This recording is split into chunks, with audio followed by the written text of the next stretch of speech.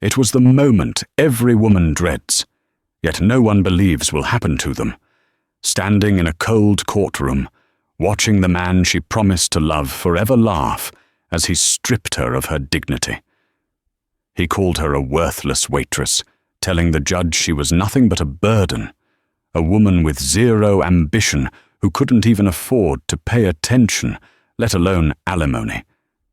He believed he had won, thinking he had finally broken her. But Derek had made one critical mistake. He never checked who her grandmother actually was. He didn't know that the worthless apron she wore was the only thing hiding a legacy worth $3 billion.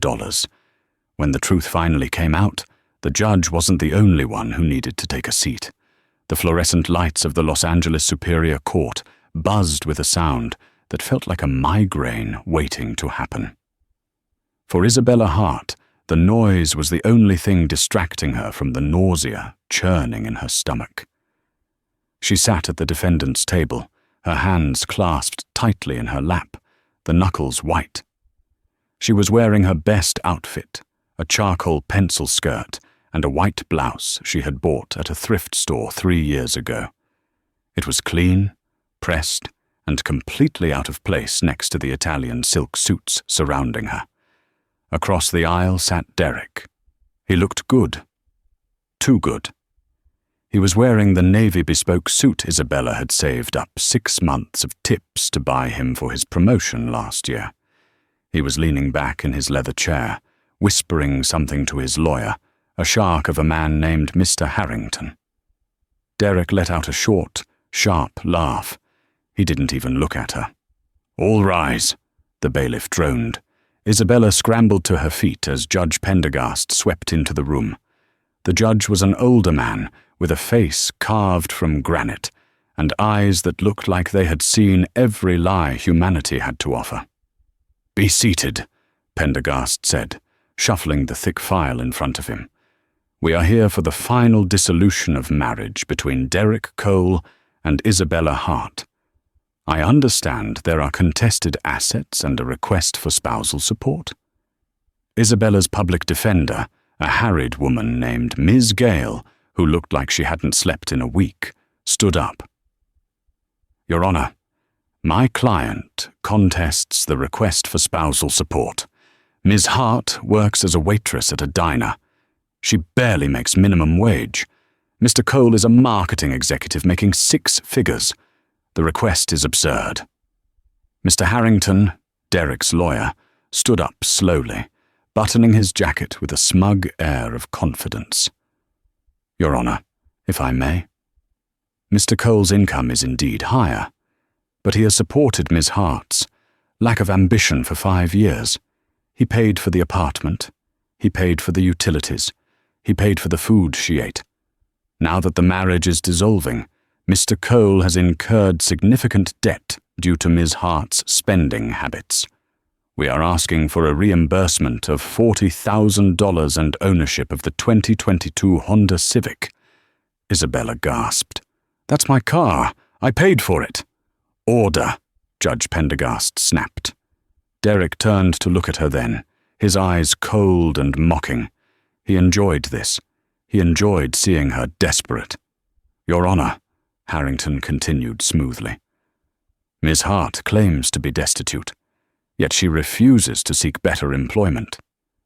She is content to hustle for tips while my client builds a career. Why should Mr. Cole be penalized for his success while she is rewarded for her mediocrity? We believe she is hiding cash tips to lower her declared income." "I declare every cent." Isabella's voice trembled, but she forced herself to speak clearly. "I work double shifts 6 days a week. Derek knows that. He's the one who maxed out the credit cards on online gambling and trips with his friends." She choked on the word friends. Everyone knew one of those friends was Jessica, the 22-year-old intern Derek had replaced her with. Judge Pendergast looked at Isabella over his spectacles. He didn't look sympathetic. In this courtroom, poverty looked like guilt, and wealth looked like credibility. "Ms. Hart," the judge said, his voice flat, Do you have proof of Mr. Cole's gambling debts? I didn't have access to his private accounts, Your Honor. He locked me out 6 months ago. So, you have no evidence, the judge sighed. Mr. Harrington has provided bank statements showing the household expenses were largely paid by Mr. Cole. Because he wouldn't let me pay, Isabella pleaded. He insisted on controlling the money. Derek shook his head theatrically, looking at the judge with a "Can you believe this crazy woman" expression. Your Honor, Derek said, his voice smooth as velvet. I tried to take care of her. I wanted her to go to school, to better herself. But she just wanted to wait tables and complain. I'm just trying to recoup my losses so I can move on. The injustice of it burned Isabella's throat. She remembered the night she came home with aching feet, counting out crumpled dollar bills to buy groceries because Derek had forgotten to transfer money to the joint account. She remembered him calling her low class when she wore her uniform home. "Judgment!" Pendergast announced, slamming the file shut. Isabella held her breath. The court finds in favor of the petitioner, Mr. Cole. The 2022 Honda Civic is awarded to Mr. Cole to offset marital debts. Ms. Hart is ordered to pay a one-time settlement of $5,000 to Mr. Cole within 90 days. Spousal support is denied, but court costs are assigned to the respondent. The gavel banged. It sounded like a gunshot. $5,000, Isabella whispered, sinking into a chair. I don't have $5,000. Derek stood up, buttoning his jacket. He walked over to the defendant's table, ignoring her lawyer, and leaned down close to Isabella's ear. You should have thought about that before you bored me, Bella, he whispered, his breath smelling of expensive mints. Maybe if you pick up a few extra shifts at that greasy spoon, you can pay me back by Christmas. If not, I hear the shelters are nice this time of year. He straightened up, flashed a dazzling smile at the room, and walked out. Isabella sat frozen. She had lost her husband, her car, and her dignity. She had $42 in her bank account and a bus pass. She had no idea that outside the courthouse, a man in a black suit was watching her through the lens of a long-range camera, waiting for the right moment to change the world. 2 weeks later, Isabella's life had become a blur of coffee stains and rude customers. Jerry's Diner was an institution in downtown Los Angeles, but not the glamorous kind. It was the kind of place where the linoleum was peeling, the air smelled permanently of bacon grease, and the clientele ranged from exhausted construction workers to hungover college students. Bella, table 4 needs a refill, and you forgot the side of ranch for the guy at the counter.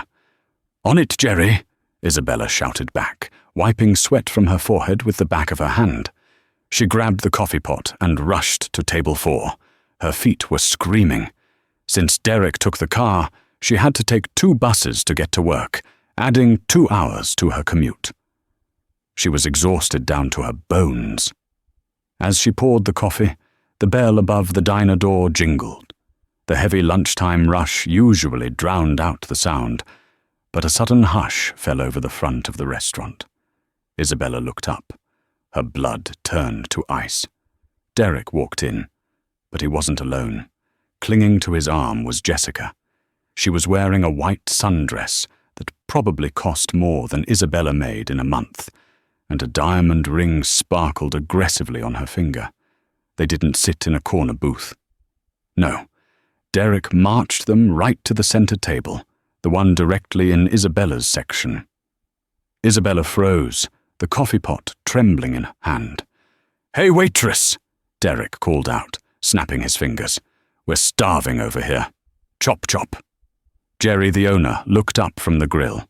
He knew what Isabella was going through, but business was business. He gave her a sympathetic nod that clearly meant, deal with it. Isabella took a deep breath, plastered on her customer service smile, and walked over. "Welcome to Jerry's," she said, her voice robotic. "Can I start you off with some drinks?" Oh, wow, Jessica giggled, looking Isabella up and down. Is this the ex? Derek, you weren't kidding. She really does smell like old fries. Derek laughed, putting his arm around Jessica. Now, babe, be polite. Bella is a hard worker. She has a debt to pay off, remember? Isabella's grip on her notepad tightened. Coffee? Soda? I'll have a sparkling water with a twist of lime, Jessica said. And make sure the glass is clean. I don't want any diseases. We don't have sparkling water, Isabella said flatly. We have tap or soda. Ugh, gross, Jessica wrinkled her nose. Just a diet cola, then. And for you? Isabella looked at Derek. I'll take the steak and eggs, medium rare. And Bella? He leaned in, his eyes gleaming with malice. Make sure they don't spit in it. I know how you people operate. Isabella wrote down the order, her hand shaking. I'll put that right in. For the next hour, they ran her ragged. The steak was too cold. The steak was too pink. The soda was flat. The table was sticky. Every time she came over, they made a show of being disgustingly affectionate, kissing loudly and talking about their upcoming honeymoon in the Maldives. It's going to be so luxurious, Jessica said loudly, ensuring the nearby tables could hear. First class all the way. Derek is such a provider. Only the best for my future wife, Derek smirked, glancing at Isabella as she cleared their plates. Finally, they asked for the check. That'll be $45.50, Isabella said, placing the receipt on the table. Derek pulled out a thick leather wallet. He made a show of flipping through a stack of $100 bills before pulling out a 50. Keep the change, he said magnanimously. Isabella looked at the money. It was a $4.50 tip. It was insulting, considering the torture they had put her through, but she needed every cent. Thank you, she muttered. Oh, wait, Derek said, snapping his fingers again. I almost forgot. He reached into his pocket and pulled out a single penny. He dropped it into Isabella's front apron pocket. For the service? He grinned. It's about what it was worth. The diner went silent.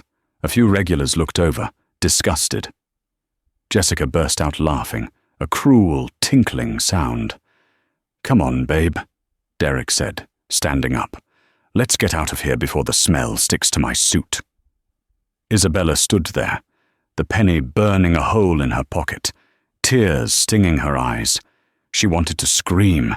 She wanted to throw the dirty dishes at his head. But she couldn't. She needed this job. She was trapped. As the door closed behind them, Isabella felt a hand on her shoulder. She flinched, turning around. It wasn't Jerry. Standing there was an older man, dressed in a suit that made Derek's look like a Halloween costume. He had silver hair, wire-rimmed glasses, and he was holding a briefcase. He looked out of place in the diner, like a lion in a petting zoo. Isabella Hart? The man asked. His voice was soft, but commanded attention. Yes. She wiped a tear from her cheek. I'm sorry. My section is closed. I need a minute. I'm not here for lunch, Miss Hart, the man said. He reached into his jacket and pulled out a business card. It was heavy, cream-colored, with gold-embossed lettering. Cromwell and Associates, Private Trust Management. My name is Arthur Cromwell, he said. I have been looking for you for 6 months. I believe you have a break coming up. We need to talk about your grandmother, Beatrice. Isabella frowned. My grandmother. She died 4 years ago. She was a housekeeper in London. She didn't have anything. Arthur Cromwell smiled, a small, knowing smile that didn't quite reach his eyes but felt strangely comforting. That is what she wanted you to believe, Miss Hart. Beatrice Hart was not just a housekeeper, and she didn't just leave you anything. She left you everything. He gestured to the window. Outside, blocking the view of the bus stop, sat a sleek, black Rolls-Royce Phantom. Your shift is over, Ms. Hart. It's time to go home, or rather, to your new home. The interior of the Rolls-Royce Phantom was quieter than a library. The chaotic noise of downtown Los Angeles, the honking horns, the sirens, the shouting, simply ceased to exist the moment the heavy door clicked shut. The air inside smelled of rich mahogany and expensive leather, a sharp contrast to the stale grease and bleach scent clinging to Isabella's uniform. Arthur Cromwell sat opposite her, his posture impeccable. He tapped the partition glass, and the driver began to glide the massive vehicle into traffic. "Where are we going?" Isabella asked, her voice small. She felt like an imposter, a child playing dress-up in a world she didn't understand. "To my office in Century City," Arthur replied calmly. "We have a great deal of paperwork to review. But first, you need to breathe, Miss Hart. You look as though you've seen a ghost." "I haven't seen a ghost," Isabella said, her hands trembling in her lap. "I've just been fired, humiliated by my ex-husband in front of my boss, and now a stranger tells me my grandmother, who lived in a one-bedroom walk-up in London, was a liar. It's a lot." Arthur chuckled softly. "Beatrice wasn't a liar, Isabella. She was cautious, paranoid perhaps, but she loved you more than anything." He opened a mini-fridge concealed in the armrest and handed her a bottle of chilled water. It was Voss, the glass bottle, heavy and cold. "Tell me," Arthur said, his eyes sharp behind his wire-rimmed glasses. "What did Beatrice tell you about her life?" Isabella took a sip of the water, the cold liquid soothing her dry throat. "She said she was a housekeeper for a wealthy industrialist family in the UK. The Huntingtons.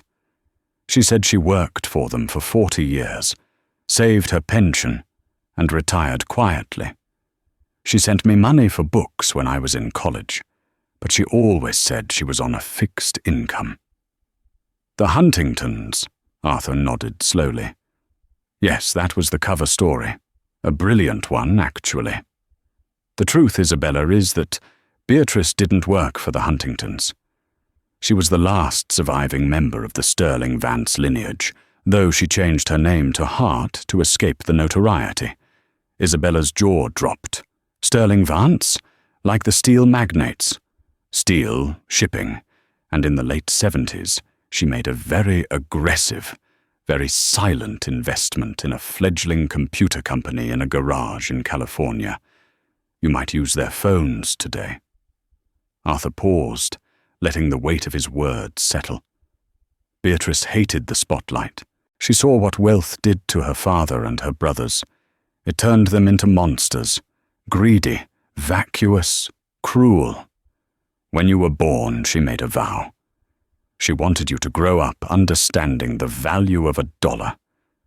She wanted you to know what it meant to work, to struggle, to have character. The car turned smoothly onto Santa Monica Boulevard, the palm trees blurring past. "She watched you, Isabella," Arthur continued softly.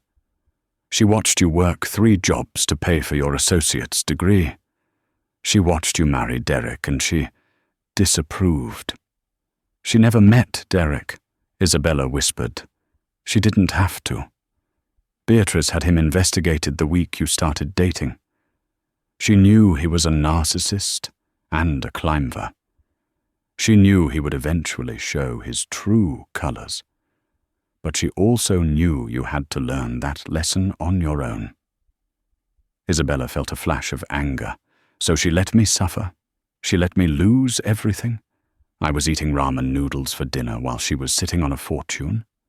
She let you build resilience," Arthur corrected her, "and she set a condition in her trust, the Phoenix Clause.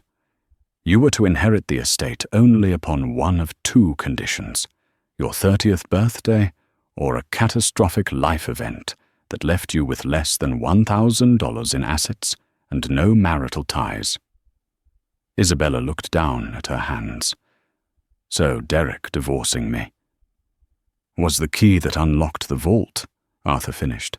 If you had stayed married to him, the money would have remained in trust until you were 60. She refused to let a man like Derek Cole touch a single penny of her legacy.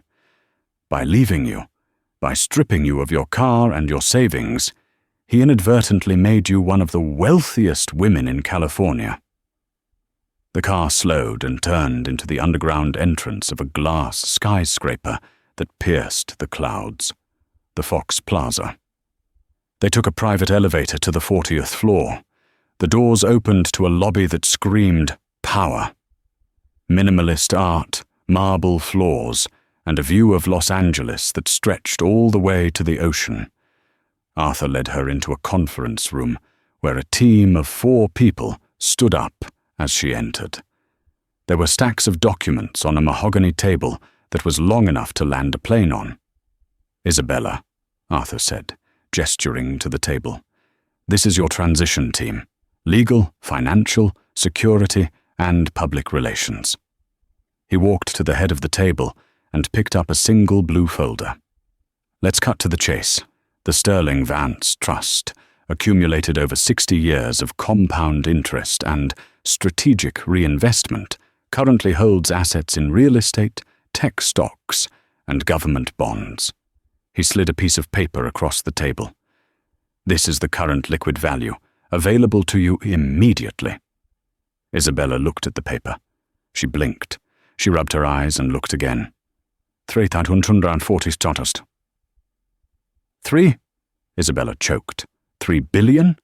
"And change," Arthur added dryly, "plus a portfolio of real estate, including a flat in Kensington, London, a villa in Tuscany, and a penthouse here in LA that has been vacant for 5 years, waiting for you." Isabella sank into a leather chair. The room was spinning. An hour ago, she was worried about paying a 45-hour bus. Now she could buy the bus company. Her phone buzzed in her apron pocket. It was a cracked iPhone 8. She pulled it out. It was a text from Derek. "Derek, don't think I forgot about the 5K. My lawyer is filing a motion to garnish your wages at the diner. Better pick up some extra shifts, loser." Isabella stared at the screen. The cruelty of it. The pettiness. He was kicking her when he thought she was down, reveling in his microscopic victory, while she sat on a mountain of gold. She looked up at Arthur. A fire ignited in her chest. It wasn't just anger anymore. It was something colder, something stronger. "Arthur," she said, her voice steadying. "Derek wants $5,000. Arthur raised an eyebrow. "I can write a check right now, or we can have it delivered in pennies if you prefer." "No," Isabella said, standing up. She looked at her reflection in the glass window. The messy hair, the diner uniform stained with ketchup. She slowly untied the apron and let it drop to the floor. "He wants to garnish my wages," she said, a small, dangerous smile touching her lips. "He wants to ensure I stay at the bottom. He thinks he's a big shot because he's a junior vice president at Apex Marketing." She turned to the financial advisor, a sharp-looking woman named Sarah. "Who owns Apex Marketing?" Sarah tapped on her tablet furiously for a few seconds. "Apex is a subsidiary of Omnicorp, which is currently leveraged by First City Bank." Isabella looked at Arthur. "First City Bank, do we have a relationship with them?" Arthur smiled. It was a shark's smile. "My dear, the Sterling Vance Trust is the majority shareholder of the holding company that insures First City Bank." Isabella nodded. "Good. I don't want to pay Derek. I want to buy his world. But first," she looked down at her clothes, "I have a lot of work to do. If I'm going to destroy him, I need to look the part." The transformation didn't happen overnight, but with $3 billion, it happened frighteningly fast. The first step was the cleansing. Isabella checked into the presidential suite at the Waldorf Astoria, Beverly Hills. She spent the first 2 days just sleeping in sheets that felt like woven clouds, ordering room service, and letting the exhaustion of 5 years of emotional abuse seep out of her pores. Then the work began. Arthur brought in a team of stylists led by Julianne, a woman who had dressed Oscar winners and royalty. They didn't just buy clothes, they curated an armor. The cheap polyester blends were replaced by cashmere, silk, and structured Italian wool. The scuffed sneakers were replaced by Louboutins and Jimmy Choos. Isabella sat in front of a mirror in a private salon on Rodeo Drive as a stylist, cut her hair. The mousy, damaged brown locks were dyed a rich, deep chestnut with honey undertones and cut into a sharp, asymmetrical bob that screamed sophistication.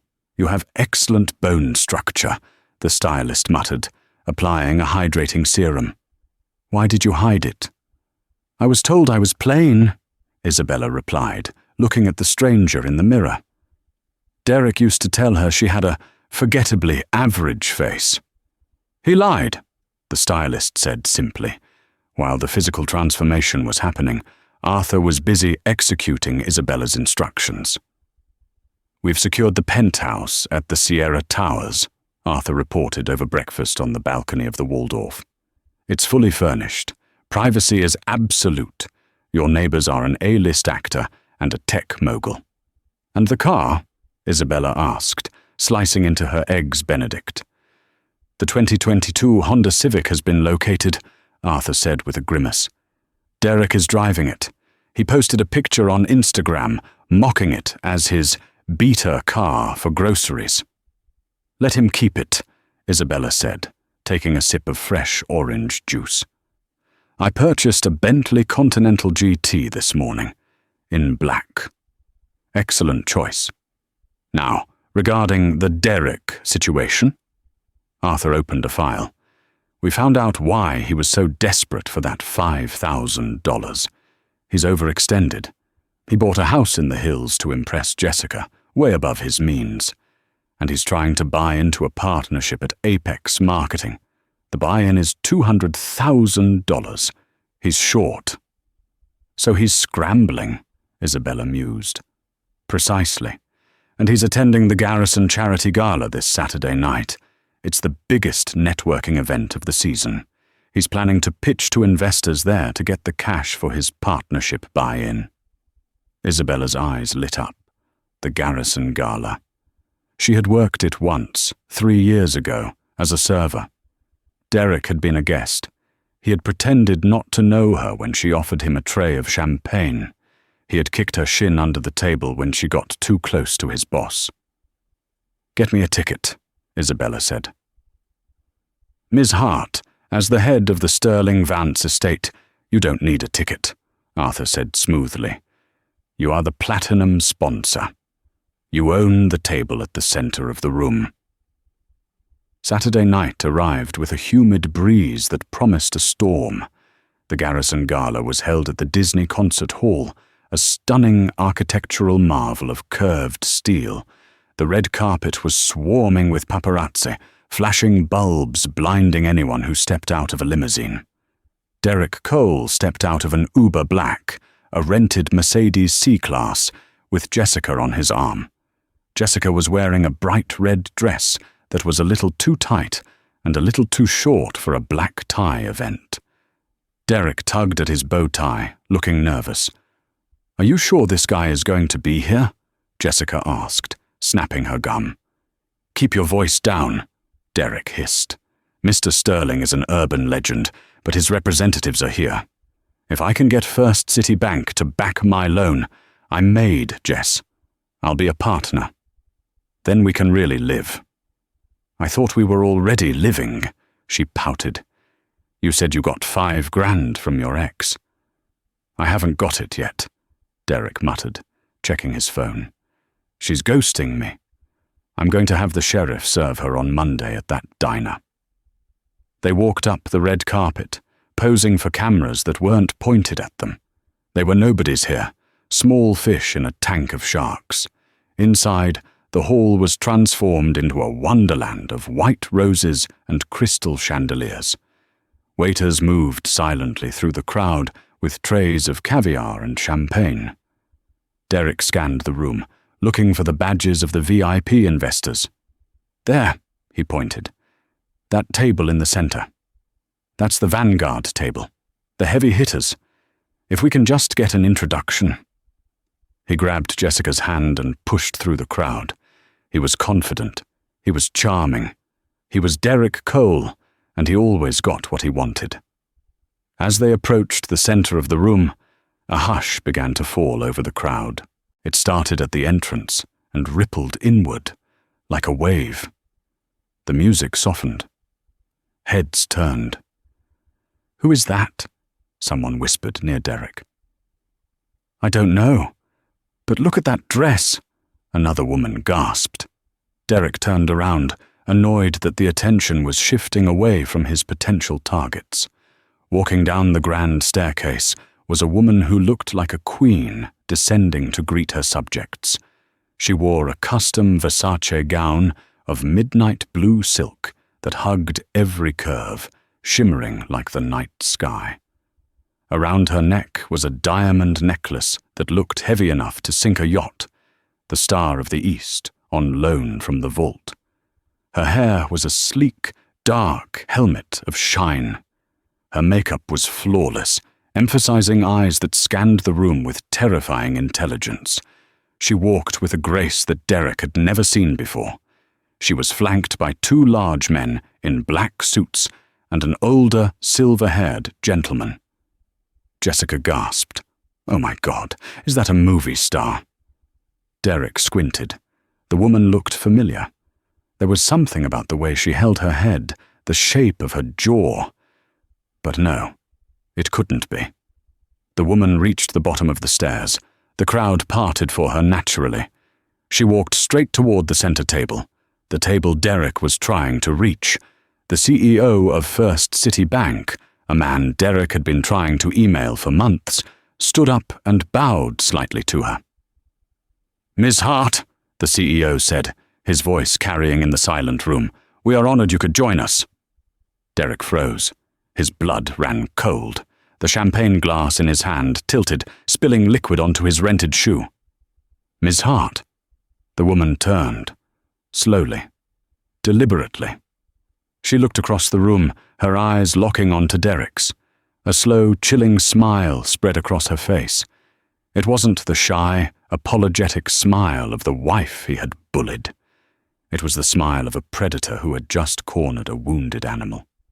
"Hello, Derek," Isabella said, her voice smooth and amplified by the acoustics of the hall. "I believe you were looking for an investor." The room went deadly silent. "Bella?" Derek choked out, his face draining of color. "What are you wearing? What are you doing here?" "I'm here to check on my investments," she said, stepping closer, the diamonds at her throat catching the light. "And to pay a debt." She reached into her glittering clutch and pulled out a check. She flicked it toward him. It fluttered through the air and landed at his feet. $5,000, she said. "Consider us settled." She turned back to the CEO of the bank. "Now, Mr. Henderson, about Apex Marketing. I've been reviewing their liabilities, specifically the loans regarding their junior partners. I think it's time we called them in. All of them." Derek felt his knees buckle. Isabella wasn't just at the table. She was the table, and she had just ordered his execution. The silence in the Disney concert hall was absolute. It was the kind of silence usually reserved for the moments before a guillotine blade drops. Derek Cole stared at the check lying on the polished floor by his shoe. $5,000. It was a standard personal check, but the address in the top left corner didn't say 14B Maple Street, the cramped apartment they used to share. It read, "The Penthouse, Sierra Towers, Beverly Hills." "This is a joke," Derek laughed, but it came out as a strangled croak. He looked around the room, his eyes wild. "This is some kind of sick prank, right? Is there a hidden camera? He pointed a shaking finger at Isabella. Her. She's a waitress. She serves eggs for $3 an hour. She doesn't have 2 nickels to rub together. Isabella didn't flinch. She simply took a sip of champagne from a crystal flute a waiter had materialized beside her. Derek, she said, her voice sounding bored. You're making a scene. It's terribly low class. The insult hit him like a physical slap. It was the exact phrase he had used against her 100 times. Don't you talk to me like that! Derek stepped forward, his face turning an ugly shade of red. I know who you are. You're nobody. You're scamming these people. Mr. Henderson, listen to me. He turned frantically to the CEO of First City Bank. She's a fraud. She's my ex-wife. I just divorced her for being a financial burden. If she's claiming to be an investor, arrest her. Mr. Henderson, a man who controlled more money than the GDP of some small countries, looked at Derek with an expression of mild distaste. He adjusted his silk tie and spoke clearly. Mr. Cole, is it? Henderson said. Ms. Hart is not a fraud. She is the sole beneficiary of the Sterling Vance Trust. Our bank manages her liquidity. I can assure you her funds are quite real, and significantly larger than the market cap of the company you work for. Jessica, who had been standing frozen beside Derek, suddenly let out a gasp. She looked at Isabella, then at the check on the floor, then at Derek. The calculation in her eyes was visible to everyone in the room. Sterling Vance, Jessica whispered. Like the billionaires. Old money, dear, Arthur Cromwell interjected smoothly, stepping to Isabella's side. The kind of money that doesn't shout. It whispers and empires crumble. Derek felt the room spinning. He looked at Isabella, really looked at her, for the first time in years. He saw the way she stood, the intelligence in her eyes that he had mistaken for dullness, the beauty he had ignored because she wasn't trophy material. But, Derek stammered, why didn't you tell me?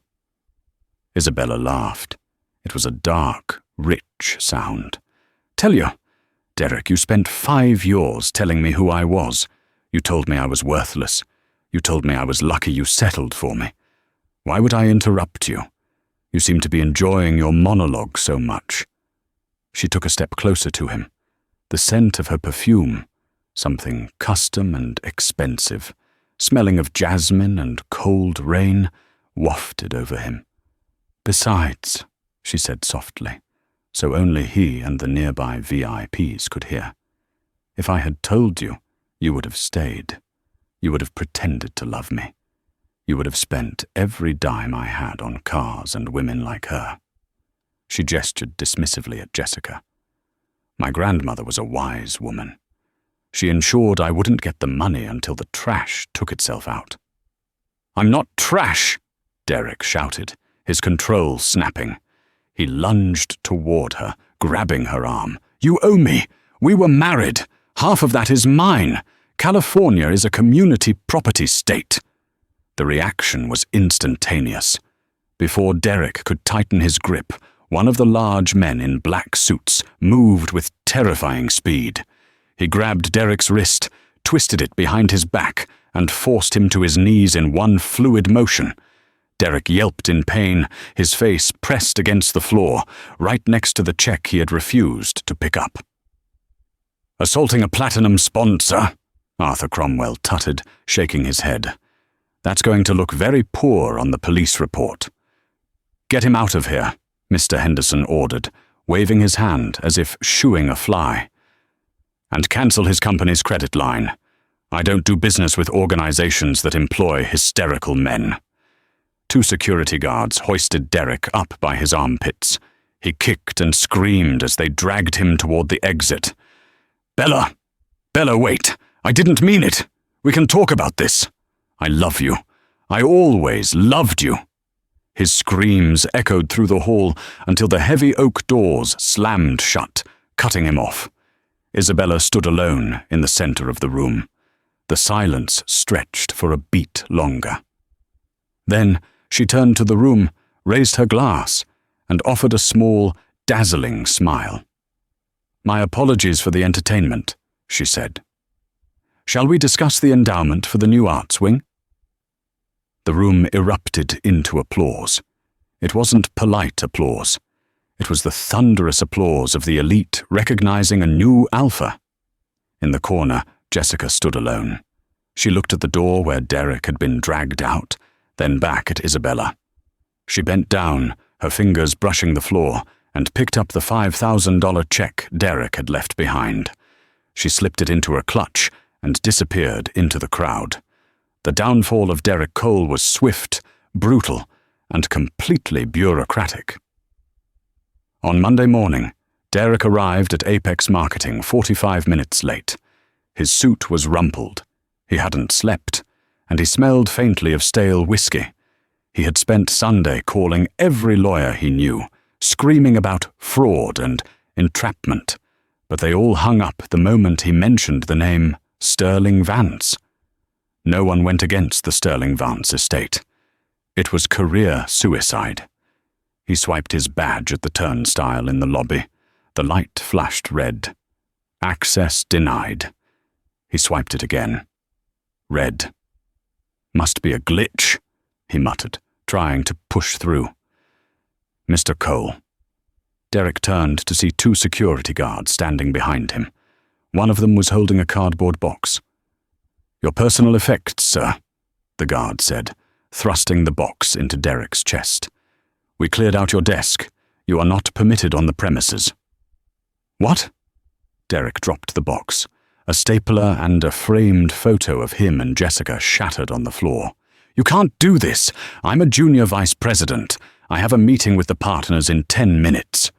The partners are currently in an emergency meeting with the bank," the guard said impassively. "Apparently the firm's liquidity was frozen pending a restructuring of high-risk personnel. You are the high-risk personnel, sir." "Isabella," Derek hissed. He pulled out his phone to call the CEO, but his screen was black. Service suspended. The company paid for his phone plan. They had cut it off remotely. He was standing in the lobby of the building where he had built his entire identity, holding a box of junk, with no job, no phone service, and a hangover that felt like a drill in his skull. He drove home in the 2022 Honda Civic he had fought so hard to steal from Isabella. The car rattled and squeaked. He hated it. When he pulled into the driveway of the hillside rental house, he noticed something wrong. The front door was wide open. "Jessica!" he called out, running inside. The house was stripped. The TV was gone. The expensive espresso machine was gone. The art on the walls, rented but still, was gone. He ran to the bedroom. The closet was empty. Jessica's clothes, her shoes, her bags, all gone. On the bed lay a note written on the back of a takeout menu.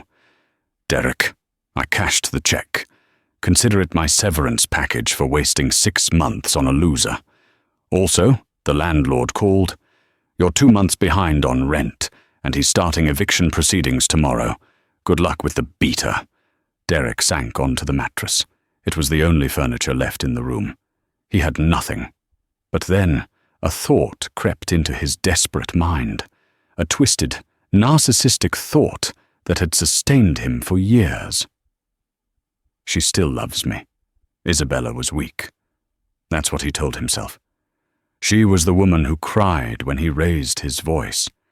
She was the woman who begged him to stay when he threatened to leave. She had played the tough guy at the gala, sure, but that was a show. Deep down, she was still Bella. His Bella. If he could just talk to her, alone, without that old man Cromwell guarding her. If he could just look into her eyes and cry. He was good at crying on cue. He could fix this. He could get her back. And if he got her back, he got the billions. He needed to find her. He remembered the address on the check. Sierra Towers. Derek spent the last of his cash on gas, and drove to Beverly Hills. He parked the Civic a block away to avoid suspicion and walked to the entrance of the high-rise. The doorman took one look at his rumpled suit and shook his head. "Can I help you, sir?" "I'm here to see Isabella Hart," Derek said, trying to sound authoritative. "I'm her husband." "Ex-husband," a voice corrected him. Derek spun around. Isabella was stepping out of the black Bentley that had just pulled up. She was wearing oversized sunglasses and a white power suit that made her look like an angel of death. "Bella!" Derek rushed toward her, pushing past the doorman. Arthur Cromwell stepped out of the car, looking ready to intercept, but Isabella held up a hand. "It's okay, Arthur. Let him speak." She took off her sunglasses and looked at him. Her eyes were clear, calm, and utterly devoid of warmth. "You look terrible, Derek," she said. "I've been sick with worry about you," Derek lied, his voice cracking. He dropped to his knees right there on the sidewalk. "Bella, please, I'm so sorry. I was lost. I was confused. That woman, she manipulated me. She made me do those things to you." "She made you mock me in court?" Isabella asked, tilting her head. "She made you take my car. She made you throw a penny in my apron." "I was angry," Derek sobbed, clutching at the hem of her trousers. "I was jealous. I knew you were too good for me, and I tried to bring you down to my level. But I love you. I've realized it now. Losing you is the worst thing that ever happened to me. Not the money. I don't care about the money. I just want my wife back." It was a performance worthy of an Oscar. Tears streamed down his face. He looked pathetic. He looked broken. Isabella stared down at him. For a moment, Derek thought he saw a flicker of the old Bella, the one who forgave everything. "You don't care about the money?" she asked softly. "No," Derek cried, sensing victory. "I don't. We can give it all away. We can go back to the apartment. I'll work at the diner with you. I'll do anything." Isabella laughed. It was a gentle, almost pitying sound. "Get up, Derek." He scrambled to his feet, wiping his eyes, a hopeful smile trembling on his lips. "Bella, you are a liar," she said, her voice turning to steel. "And a bad one. You're here because you lost your job. You're here because Jessica left you. You're here because you're hungry." She signaled to Arthur, who handed her a document. "Do you know what this is?" she asked. Derek shook his head. "This is the Phoenix Clause," she said. "My grandmother's final instruction. It states that if I ever reconcile with my ex-husband, specifically you, Derek Cole, the entire trust is immediately liquidated and donated to a charity for stray cats. I would be left with nothing." Derek's eyes widened. "She knew?" "She knew you were a parasite," Isabella said. "So, here is your choice. You say you don't care about the money? You say you want me? Fine. If I take you back right now, we will be poor. Poorer than I was. We will live in your car. We will have nothing, but we will have our love." She leaned in close, her eyes boring into his. "So, Derek, do you want to get back together? Knowing it will cost me $3 billion. Derek froze. His brain short-circuited. He looked at her, then at the Bentley, then at the towering luxury building. The thought of being poor again, of truly struggling, terrified him more than losing her. He realized with a sinking horror that he couldn't do it. He didn't want her. He wanted the life she had. He stepped back. The lie died in his throat. He stammered. "I can't let you lose your inheritance. That wouldn't be fair to you." Isabella smiled. It was the saddest smile he had ever seen.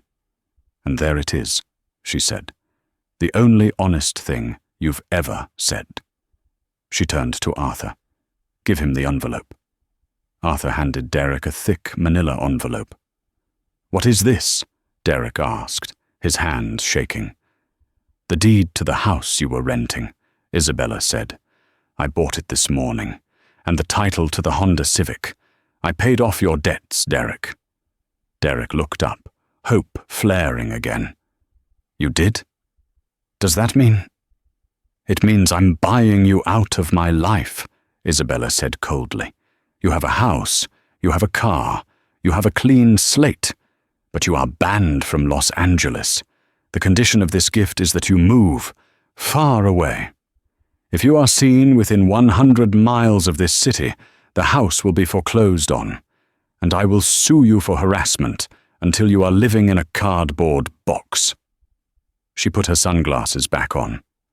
"Goodbye, Derek. Try to be a better person. Somewhere else." She turned and walked into the building, the glass doors sliding shut behind her. Derek stood on the sidewalk, holding the envelope. He had a house, he had a car, he was debt-free. But as he watched the Bentley drive away to be parked, he realized he had just walked away from $3 billion. And he knew, deep in his hollow chest, that he would regret it every single day for the rest of his miserable life. 6 months had passed since Derek Cole was exiled from Los Angeles. In that time, Isabella Hart had ceased to exist. In her place stood Isabella Sterling Vance, a woman who now graced the covers of Forbes and Time as the billionaire waitress. But for Isabella, the glamour was secondary. She had debts of gratitude to pay. On a crisp Tuesday morning, a convoy of black SUVs pulled up to a run-down building in downtown LA, Jerry's Diner. Isabella stepped out, ignoring the paparazzi, and walked into the grease-scented air of her past. The diner was chaotic. Jerry was sweating behind the grill, barking orders at a terrified new waitress named Chloe. When he saw Isabella standing there in a tailored Chanel suit, he dropped his spatula. "Bella?" he stammered. "I saw you on the news. You look expensive." Isabella smiled warmly and led him to the back office. "I didn't forget you, Jerry. You gave me a job when I was starving. You fed me when I was broke." She slid a heavy document across the desk. "I bought the block, Jerry. The landlord was going to evict you, but now you own the building. Free and clear." She placed a check for $2 million on top of the deed, for renovations or retirement. Jerry burst into tears, hugging her tightly. As Isabella left, she stopped by the trembling new waitress, Chloe. She handed the girl a card. "This is the Sterling Vance Scholarship Fund. We pay for tuition and housing. Call them. You don't belong behind this counter forever." From the diner, Isabella went straight to the 50th floor of the Salesforce Tower in San Francisco. She sat at the head of a redwood table, staring down 12 skeptical male trustees. "Ms. Sterling Vance," Mr. Archibald grunted. "This Phoenix Initiative, a venture capital fund for women recovering from financial abuse, is too high risk. The returns will be minimal." Isabella didn't blink. "My grandmother didn't build this empire by playing it safe. She built it by seeing potential where others saw trash. A woman with her back against the wall will outwork any MBA graduate you hire. The fund goes forward with $500 million in starting capital. If you don't like it, resign." The room went silent. The motion carried. Isabella was no longer just an heiress. She was a titan.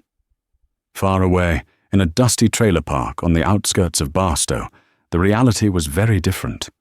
Derek Cole sat on a torn lawn chair, nursing a warm beer. The house Isabella had bought him was gone, lost to a foolish gambling scheme. Now he rented a room in a trailer from a man named Earl.